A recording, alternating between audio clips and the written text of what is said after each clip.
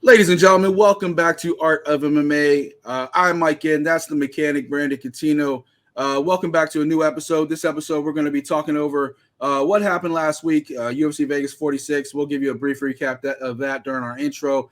We're going to hit on the news about Masvidal and Covington finally coming to blows this March. We'll talk about that, whether it's going to actually happen.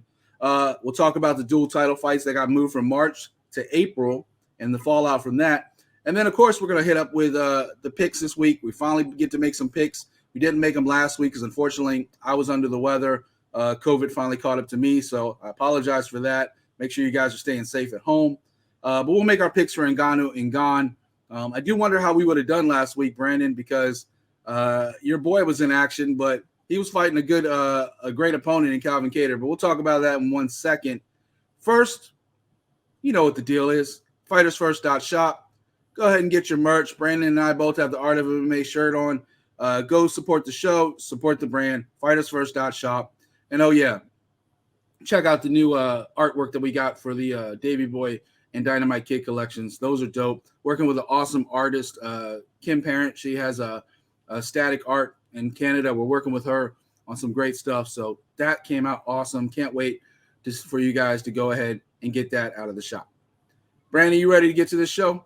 Yes, sir.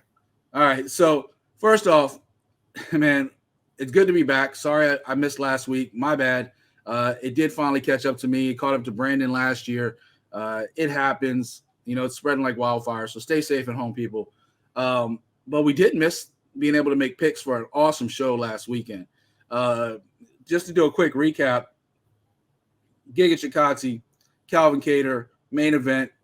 One of the best fights we've seen, I mean, probably in the last few months, but definitely sets the tone for an epic year to come, because if that's what you got to top, you got a hell of a fight to top.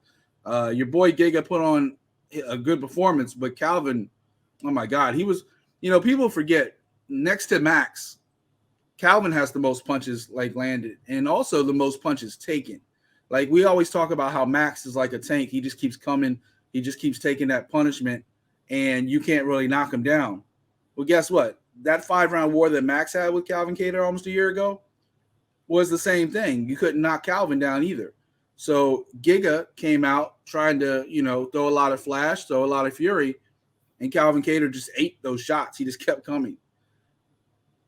Did you expect what happened on Saturday, or did you expect Giga to come in and kind of showboat a little bit and showcase his talent? I mean, I was leaning towards Giga. I thought Giga was going to get the job done, but Calvin Kattar did a good job, man. He basically had good forward pressure on Giga. So this way, he kind of stopped him from throwing his kicks. Then also too, there was times where you saw that he had switched his stance. He became a lefty. So this way he took away the Giga kick, or just a kick to the liver. But then though, there was some times where he did stand, in his right-handed stance, and Giga did throw the kick, but Calvin Kattar just, he just ate those shots. I mean, like say everybody's giving praise to Calvin Kattar, which I do too. But hey, man, he was still taking some shots in that fight. Giga was never out. He always fought back. But as the fight just kept on going, though, Kattar just put him on. I think he was out striking him. I think in every round. I think except for maybe the second round. Yeah, second round was the only one Giga got the advantage. Yeah. But even then, he didn't even win the round because Calvin got the takedown at the end. And just, Calvin Kattar is just like Max Holloway, but maybe we talk about the levels to this game, right? We do it a lot with jiu-jitsu and stuff like that, but with striking as well. There's Max, who puts out an enormous output, and then there's Calvin right next to him. And you saw what Max did to Calvin.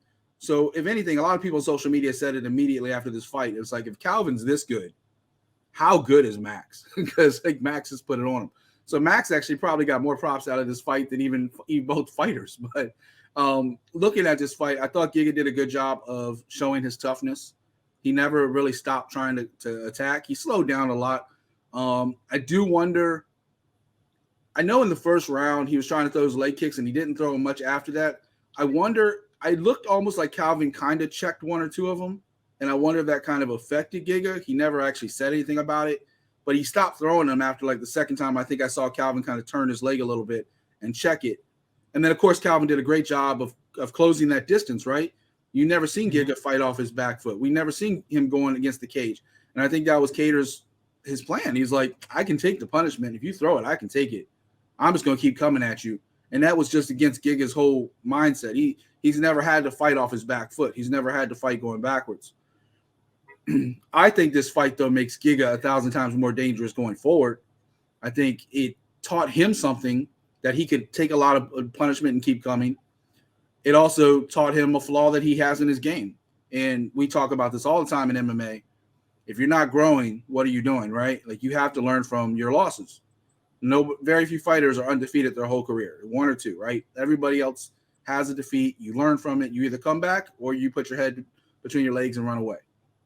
Giga has a huge ego. We saw that with the whole online chatter with the Korean Zombie and everything else that went along this week, which I wasn't a big fan of because it was kind of like, why are you even talking about it? Like, Max pulled out of the fight. Yair's still recovering. Next up in the rankings was Zombie. It is what it is. You know, they didn't want to give Henry Cejudo the fight. We'll talk about that in a little bit. But, you know, you can't get mad at the Zombie for taking the fight. He was offered the fight. He took the fight. But, you know, Korean Zombie, all he did was after Giga talked all that shit and then lost, did the little face palm thing, like the little emoji, and then that set Giga off even more. If you're going to talk that shit, you got to be able to take that shit. That's just really the end of that one. But it was an awesome show. If you guys got a chance, go back ESPN Plus, watch last weekend's action. We're going to jump into this show, but I definitely wanted to get Brandon's thoughts on that because I'd like to say I would have picked Calvin Kattar, but I'm really 50-50. I might have taken Giga because he's been on such a hot streak, especially that Barboza fight. So I was picking Giga all the way. You know me, man. I gotta you're a fan. I knew what you were going to do with that one. I knew you were a fan. I just had to hear you say it.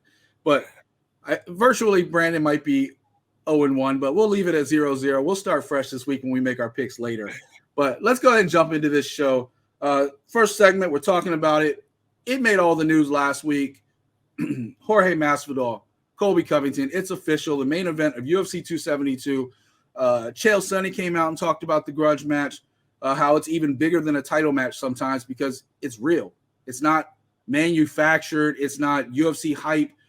It's not even a Conor McGregor fight where you know he's doing a lot of that shit talking because he wants to promote the fight. This is real. These two guys used to be roommates. They used to be best friends. They could never really get it on before because they were different weight classes. Jorge comes up to 170. He's a completely different fighter. He's been in title fights. He got the BMF belt. You know, he's been, other than Usman, very few fighters have been able to stand up to him at 170. Colby Covington, same story. Other than Usman, no other fighters have been able to stand up to him at 170. These guys know each other like anybody else. Before we even get to whether the fight will actually take place, which I have my doubts, Brandon, what do you think? What are your initial thoughts on this whole matchup? Hey man, I'm here for it. This is one of the fights that I wanted to see at 170. You know, saying these two guys were talking, you know, all this smack to each other. I mean, they were saying that they wanted to fight. Like I say, you know, they both fought for the title, so I mean, they need to have something. You know, they need to do something. And to me, this is a good fight to make happen. Yeah, I mean, Masvidal's camp said it all along. They'll take any fight. They just want it to make sense because he's getting older. There's very few avenues after losing to Usman twice that gets him back to the belt.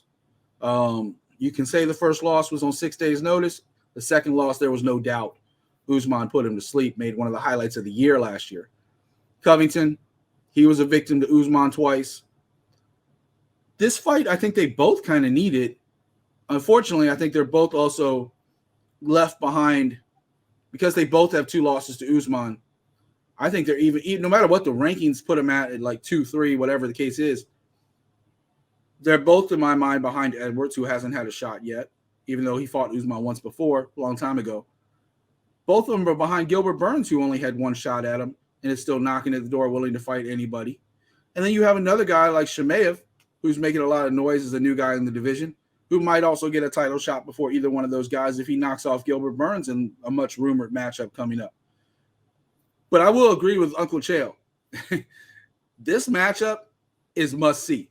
This matchup is what everybody wants to see. All the shit talking comes to an end in March when UFC 272 in Vegas, of all places. I wish the battle of the 305 was taking place down here in Florida because that, you know, the backyard of both of them.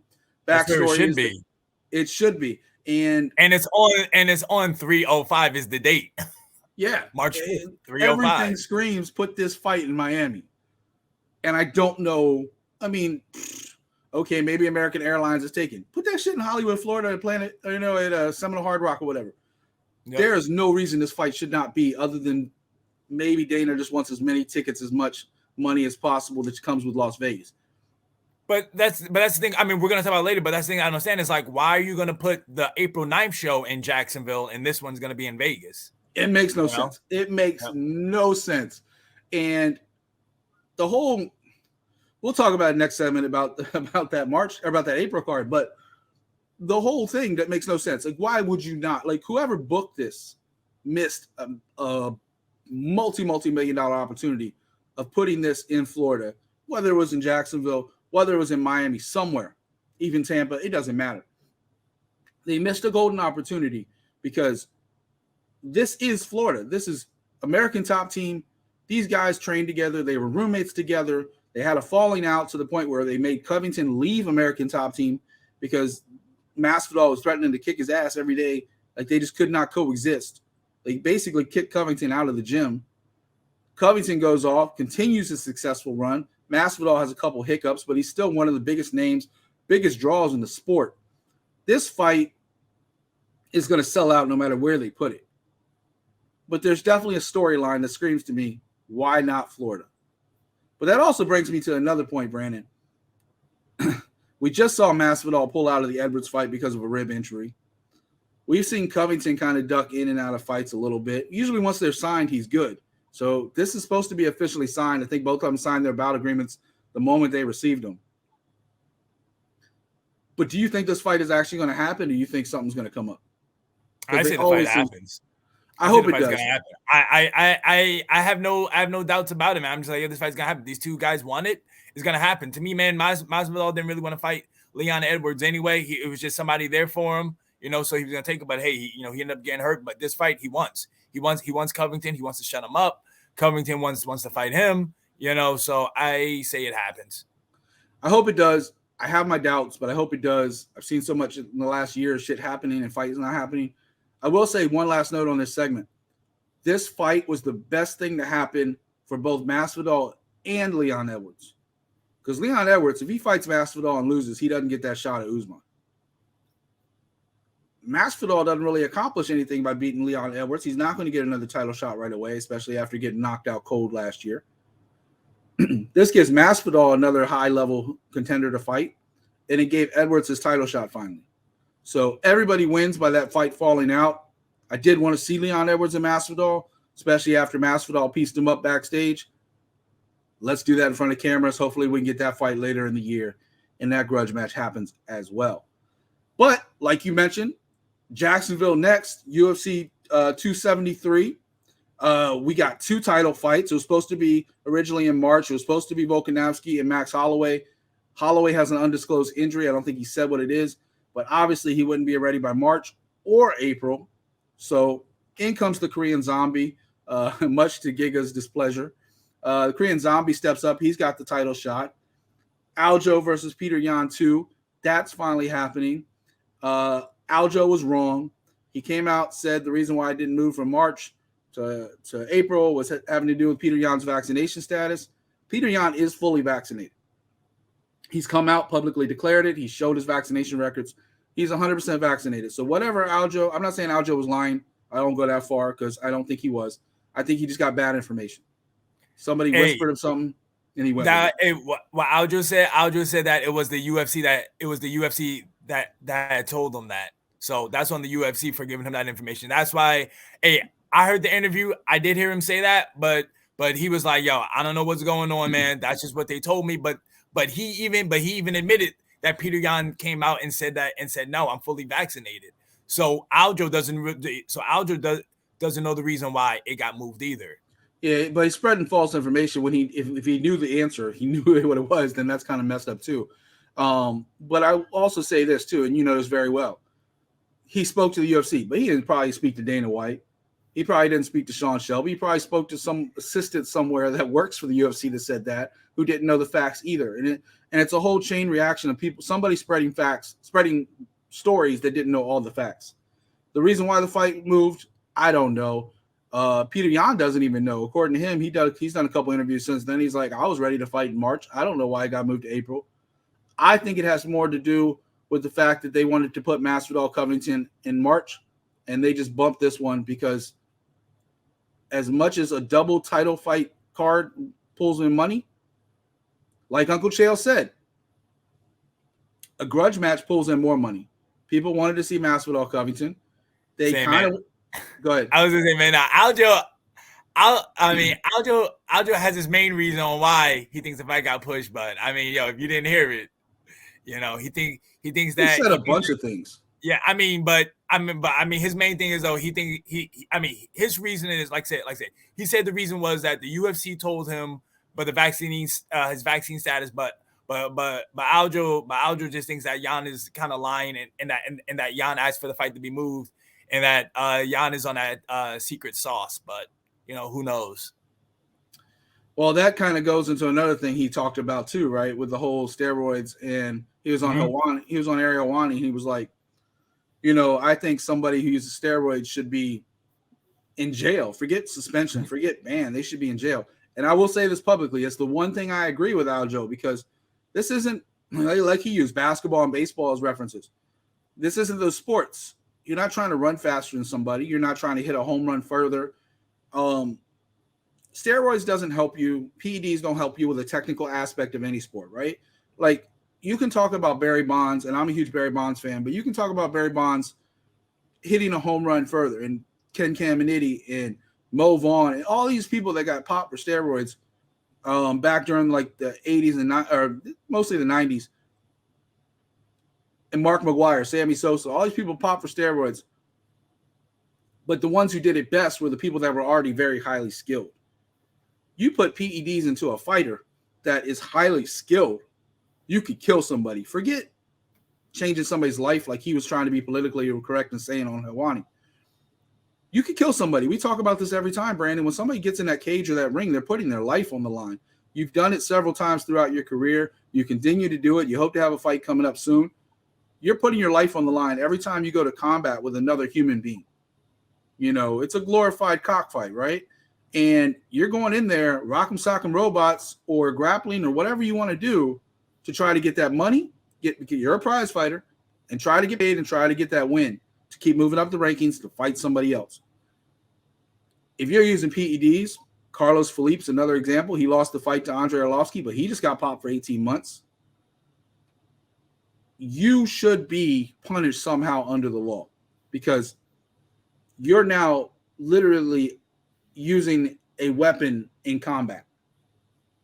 Like, the PEDs are basically a weapon, and you're using an illegal weapon in a fight. It's like fighting with a deadly weapon. The charge is a lot higher than simple assault, right? So what are your thoughts on this whole thing? I'm rambling on. That's all right. I mean, I don't know, man. It's so funny because like we were kind of. I'm always down for suspensions and everything like that, but I mean, you are right. Like say, you can't you're doing contact, to somebody's head. Brain damage can happen, everything like that. But I mean, that's Aljo's feeling. That's your feeling as well. I don't know, man. Like, I guess to me, man, it could be a tricky thing, because I guess also too maybe it depends on what type of performance enhancing drug you're using.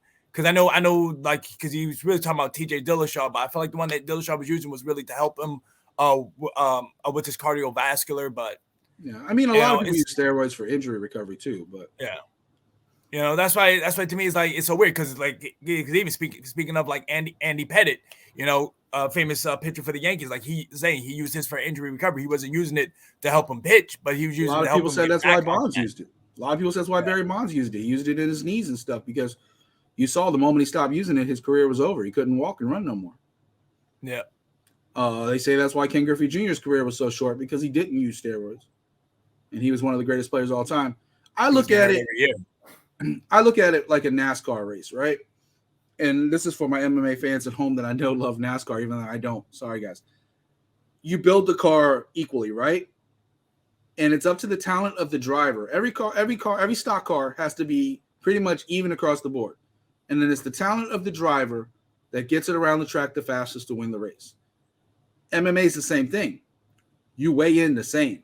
You got to be the same weight. Sorry, I got to get my scale even. You weigh in the same weight with the thought that you guys are even going in the cage, and it's his skill versus his skill, or her skill versus her skill, and the most skillful athlete wins, right?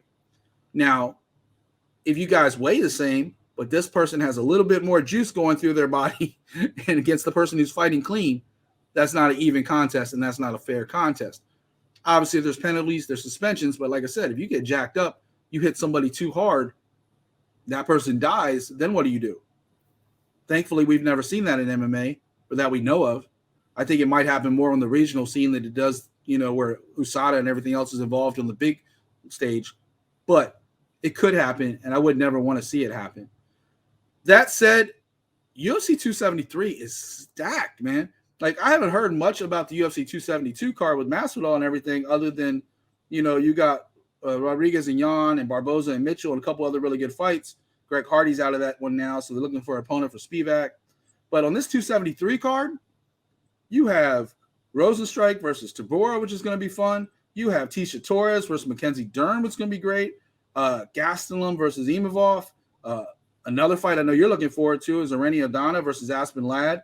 Our guy Pat Sabatini is going to be in action. Mickey Gall and your boy Julio Arce is on action. That card is stacked, and that's only the first 9 fights. They're going to add another 3 or 4 between now and then.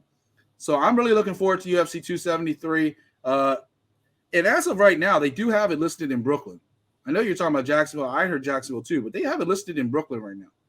Yeah, I mean, that's what everybody said. I mean, that's what originally was the rumor. But then, I mean, even when Julio broke the news about the fight, he said Jacksonville, Florida. And then when Aljamain Sterling was talked about with Ariel One, he even said Jacksonville, Florida. Because I was still like they can't get everybody like licensed in New York. Well, I mean, also too, like Aljamain Sterling, he can't fight in New York because just like with me, how the Pennsylvania Medical Board, they won't approve me. The same thing with him in New York, they won't approve him unless they change the rules. So he can't. We'll see. They haven't officially announced the move to Jacksonville, but I've heard the same thing you have. So we'll see how that kind of takes place. Hey man, if the fighters are saying Jacksonville, I'm going with Jacksonville. Yeah, I mean, you heard it out of 2 people's mouths. So don't just take our word for it. The fighters are saying it too. We'll see what happens. Obviously, that's all the way in April. Still got like 3-4 months to go. We'll see what happens. Ironically, day before my daughter's birthday. So I hope I get to watch the fight. I might be a little distracted. We'll see what the wife has in store for that. But that's Disney in April. World. What'd you say? Said Disney World. Not the way COVID's spreading right now, man. I keep saying every year, Universal, Disney, all these things we want to do. Man. But that's getting off topic. Last topic before we jump into our picks kind of goes into what we've all been talking about the last couple segments. UFC is raising their pay-per-view prices. They're raising it up another $5. And even athletes in the UFC like Sean O'Malley are like saying, why? Why are you doing this? You're in a pandemic. You're making billions of dollars.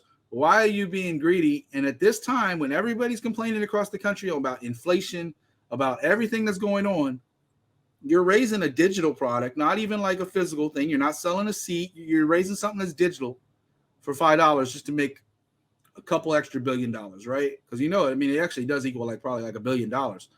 But Brandon, what are your thoughts on these pay-per-view prices? Is it a bad time? Is it a good time? Is it just the way business works? What do you think? I mean, one, they just raised the prices last January, so that's why I'm a little shocked that they're doing it again. But plus, two, I remember, I kind of was thinking, man, it is the UFC. But then I thought to myself, well, really, this to me, I think this is really on ESPN. I don't think the UFC has any mind because it's ESPN that owns the content. They're the ones that own the pay-per-view rights. So to me, they're the ones that can change the price. So if they want to raise it up or lower them, that's up to them. So in my head, I'm like, I know people are getting on the UFC about it. But in reality, I think really to blame is ESPN and not UFC. I don't think one can do it without the other. I mean, UFC could probably be like, okay, that's what you guys are doing, but ESPN are the ones that own the rights. Saying Yeah, but I think they got a partnership. I don't think. I mean, I'm saying you're doing a pay-per-view and it's being distributed on that platform. That to me, that platform gets to charge what they want. You know, it's like if somebody did a show on Fight. You know, or actually, well, no, Fight might be a little different because I think Fight, maybe the companies kind of get the pick. They just use the streaming service. But I think it's the same. I think it's the same because there's only one pay-per-view on UFC on ESPN Plus. UFC is the only pay-per-view. They don't offer like big time fights and anything else on pay-per-view. That's it. So there's no way they would do it without the UFC.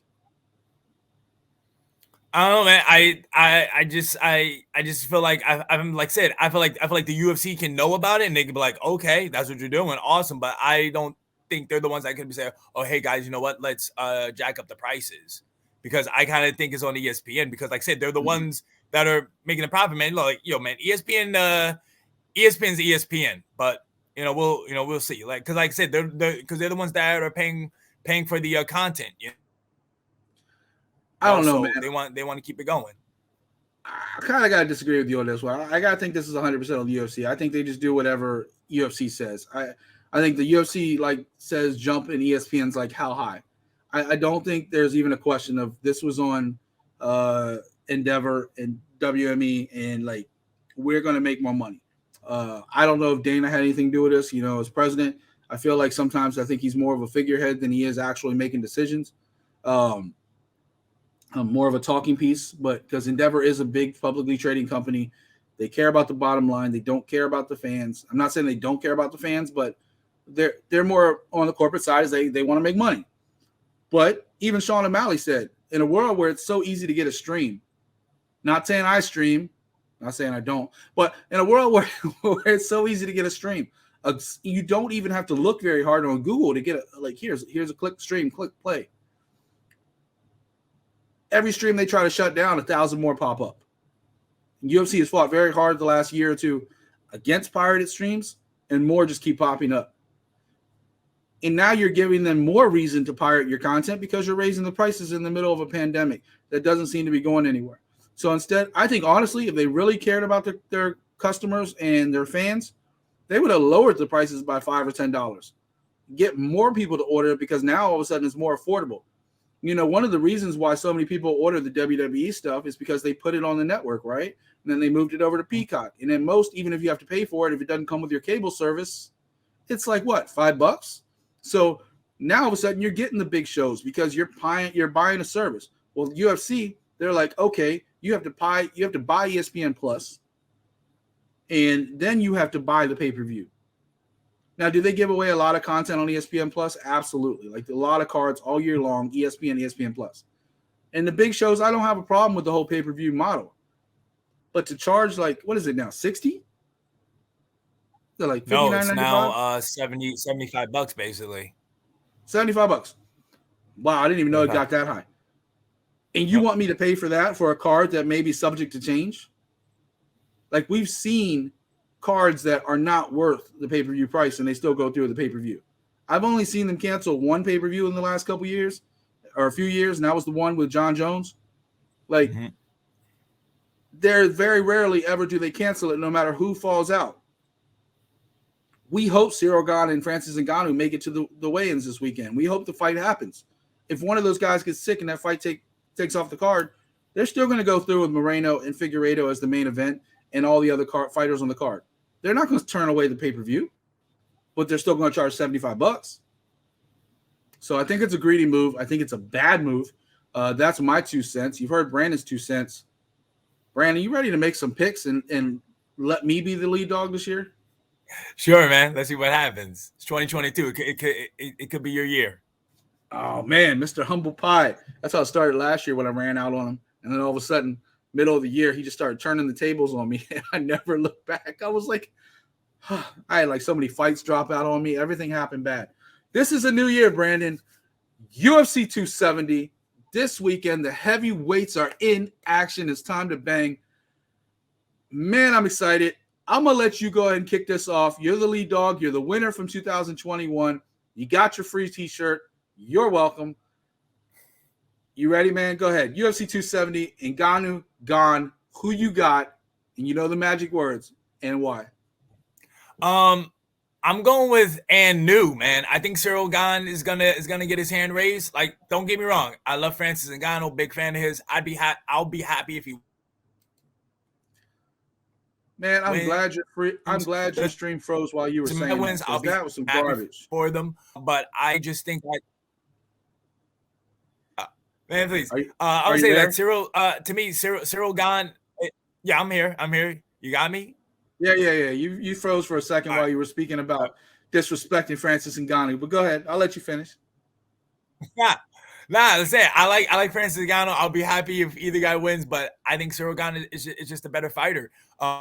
I mean, he's the better striker. You know, he has the Muay Thai background. I was actually watching a couple of clips from his kickboxing days, and I think he has the better ground game as well. You know, he does have submissions. Like I said, man, to me, man, Francis Ngannou is always in a fight. Man, he has that death touch, man. He has that one punch knockout power. So I mean, he's always in a fight. But just like how Ciryl Gane did to Derek Lewis, I think he'll be able to move around, avoid it, and he'll just pick him apart, just kind of like how he did in the Volkov fight. You know, he just kind of kept him at bay. He just used his leg kicks, you know, and it's just going to be Ngannou.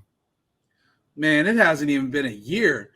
Y'all putting disrespect on Francis Ngannou's name. Last March, I was 100% of the theory that Francis Ngannou could be anybody in the division except for Stipe. Stipe had him figured out. Then he goes into March. He fights Stipe in the rematch, destroys Stipe, showing new weapons and new tools that we didn't even know Francis Ngannou had. He showed this wrestling. He showed this patience that we had never seen Francis Ngannou have. Like, for real, right? Patience. Like, that was the key of what we were talking about after that fight. We were like, oh, my God, Francis Ngannou actually learned how to control his berserker blitz style, right? Stipe was the king of the heavyweight division. Francis Ngannou won that belt. Then we go into this whole supposed to fight, you know, Derek Lewis. UFC wanted to put that fight in Houston. Ngannou wouldn't have been ready till the month after. That started a whole conflict between the UFC and Francis Ngannou. A lot of behind the scenes trash talking, a lot of in front of the camera trash talking between Dana White, Francis Ngannou, and all of his management. We have to deal with Francis Ngannou's contract now, whether he has one fight, whether he gets extended with the Champions Clause for another year, and so on and so forth. Francis Ngannou's already talking about fighting Tyson Fury. There's so much going on, but people are forgetting this is one of the baddest dudes on the planet.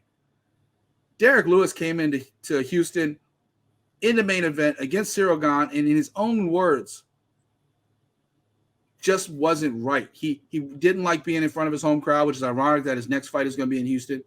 He wasn't ready. He was nervous, and he let something that never happened to him before, like the nerves, take place against Ciryl Gane. That's not taking anything away from Gane. Gane came in and did what he was supposed to do. But we never really saw Ciryl Gane versus Derek Lewis. That was Ciryl Gane doing what he needed to do and taking care of business. I have to go back to sit there and look at him against Volkov, and I thought that was an impressive performance, coming off what wasn't an impressive performance against Rosenstrike, which was like a sleeper. Like, people fell asleep during him and Rosenstrike. Francis Ngannou's had his sleepers. We remember the first Derek Lewis fight. But I'm picking Francis Ngannou, and I don't even think it's going to be close. I think the world of Ciryl Gane. I think Ngannou knocks him out. Ngannou's saying the second round. I think he knocks him out in the first round. Even Ciryl Gane this week came out and downplayed all that training footage that we saw and said, hey, he got the best of it sometimes too. Both of us have learned and grown since we used to train together. What I saw in March was a different Francis Ngannou. Now, has he stayed sharp between then and now with all the UFC contract stuff and political talk with Dana and all the stuff he's focusing on outside of the cage? That's the question. But if it's just on raw skill, I'm taking Francis Ngannou, because all of a sudden Ciryl Gane's the hot new toy everybody wants to play with, and they're forgetting the biggest badass in the division is Francis Ngannou. And it's so quick, it makes me laugh. Like, you're laughing, I'm laughing. I can't believe people are sleeping on man, because I'm laughing because last year you were picking Stipe, I was picking Francis. And I was wrong. I was educating you about Francis Ngannou, and now you were trying to get on me because I'm picking against him. Maybe that's because I know something, my guy. Remember, I was lead dog last year. Oh, here it comes. There goes the humbleness. He's not humble no more. Oh, there it goes. I brought it out of him. No, I'm gonna tell you straight up. People, I can't believe like Johnny come lately. No disrespect to Ciryl Gane. I think he's phenomenal. I was picking Stipe last year, but I thought Ngannou would be impatient. I think he would rush in. I thought Stipe's wrestling once again would take advantage. And then Ngannou flipped the whole script on everybody last year with that wrestling he showed, even spinning on Stipe's back. Like he was just so levels above even Stipe. I think Francis Ngannou is a freak of nature. I think Francis Ngannou, if he's patient like he was against Stipe, is something Ciryl Gane has never seen, even in training.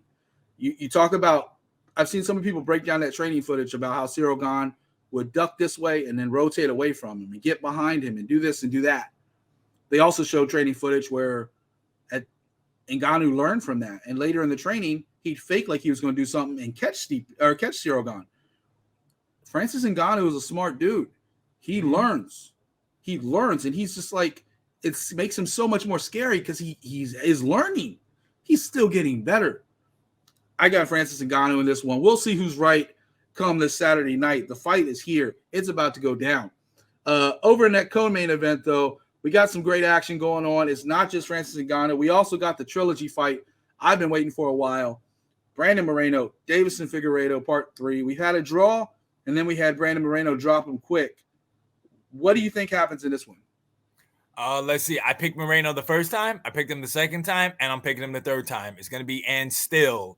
Moreno's getting this W. I don't know if it's going to come by finish again or if we'll go to the judge's decision. But usually in movement, when you have a trilogy fight, the person who won the last fight usually wins the next one. So to me, man, the odds are in his favor. And again, man, please, honestly, who knows if Figueiredo is even going to make it to the scales. You know, he usually does have trouble making it to 125. He was supposed to go up to 135, but I guess he wanted to try to get that title fight one more time and see what happens there. But I think after this Saturday, he's going to take the L and then he's going to move up to 135. I've been torn on this one. So first of all, wasn't for a point deduction, you would have been wrong the first time. But in my mind, Figueiredo won the first matchup. I know it was a draw. We all know that point deduction didn't happen. Figueiredo was the guy who won.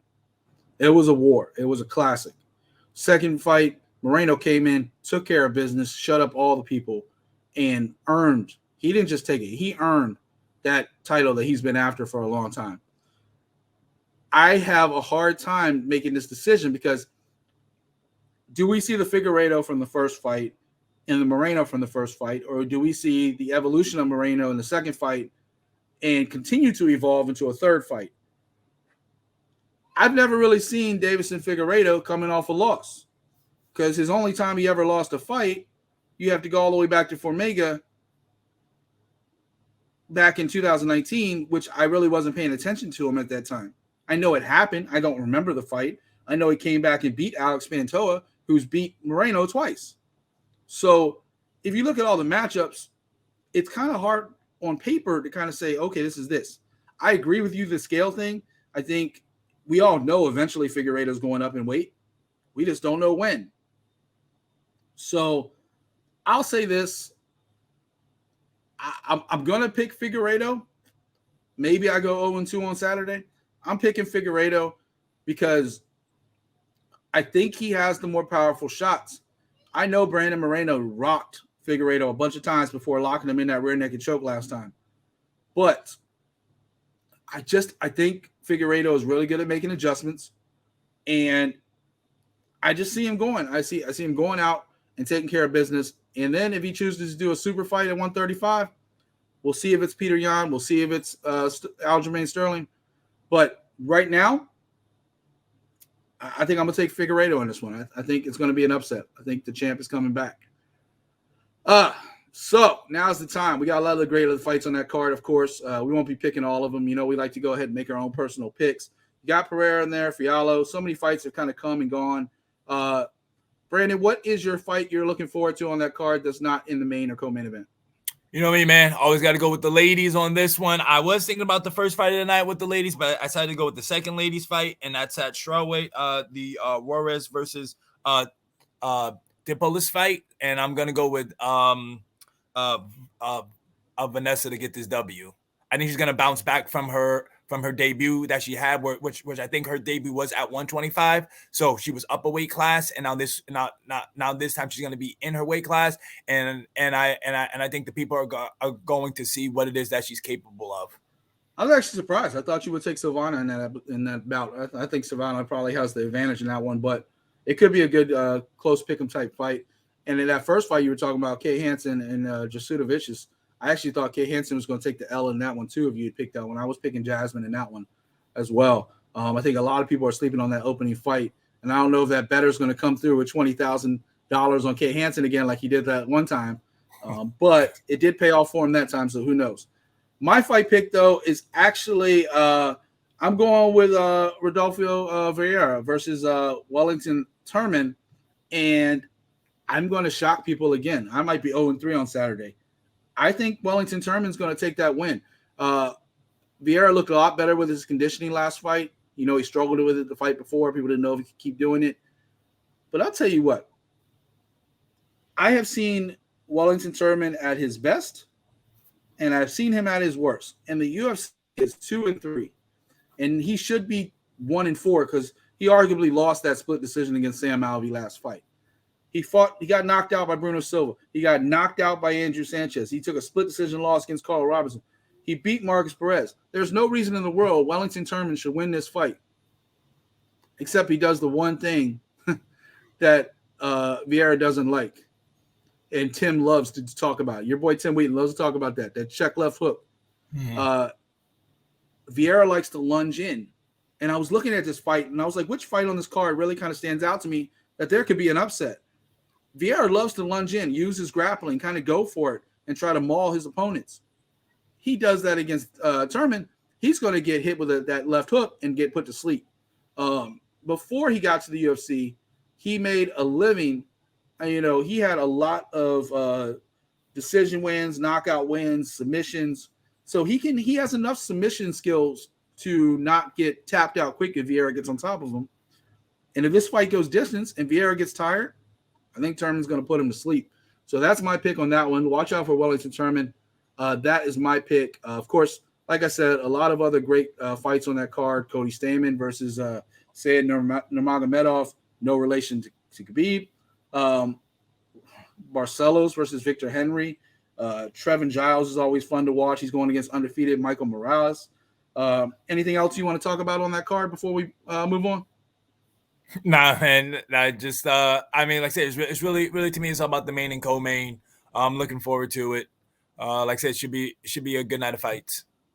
Also looking forward to that Matt Frivola versus Gennaro Valdez fight in the prelims. I think that's going to be awesome as well. Valdez is like 10-0 going against the veteran Frivola, so we'll see about that one as well. A lot of good up-and-coming fighters against some veterans in that one, so I'm looking forward to that. That is what we're talking about today. Lots to talk about. Make sure you guys leave a like, subscribe, comment. Let Brandon and I know what topics you want us to address every week. We'll try our best to try to hit it up, have a nice discussion with you guys. See if I can hop out to an early lead on Brandon, or is he going to hop out on me? Hopefully we don't do like last year, Brandon, to have all these fights canceled out. And we're like, one of us is like, just, it's not even. Like the numbers aren't matching up. I still think that's how Brandon got ahead of me. I still blame Angela Hill. Yeah. Even though Angela was never the one to hop out of any of the fights. She just got like matchups after matchups, just dropped out. And every time I pick her, there she go. Like her fight would get canceled like the next day. I think only like one of your fights got canceled, right? Maybe yeah, two? I think so. One or two. And one last note, Dana, stop being a hypocrite. Give Henry Cejudo a fight. Henry Cejudo was a multi-division champ who retired on top of the game. Are you mad he retired? Sure, I get it. He wasn't one of your cash cows, though, so I don't even know why you care. Volkanovski is digging for opponents. I would love to see Henry Cejudo versus Alexander Volkanovski. You gave GSP a shot off the street. Give Conor a shot every time he wants to open his mouth. Why won't you give one of these champs? He's offered to fight Aljo. He's offered to fight Alex. He wants to fight anybody. Basically, I don't think he can make 125 anymore. But 135, 145, he's been like, all right, let's do this.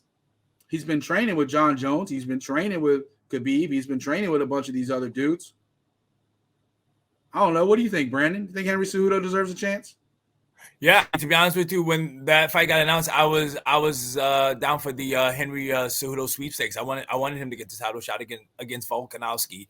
I mean, basically, man, they're kind of like the same height. I mean, I think Volkanovski could be a little bit taller, but you know, like I say, man, you know, Cejudo was a champ at flyweight, bantamweight. You know, he is a Olympic gold medalist. So I mean, he has the credentials, you know, and he retired on top. So I don't know why he didn't want to just It's give him a got to be shot. something personal. It's got to be something personal. I mean, like it's like you said, man. They're just upset that he retired on them. He didn't give them any notice or anything like that.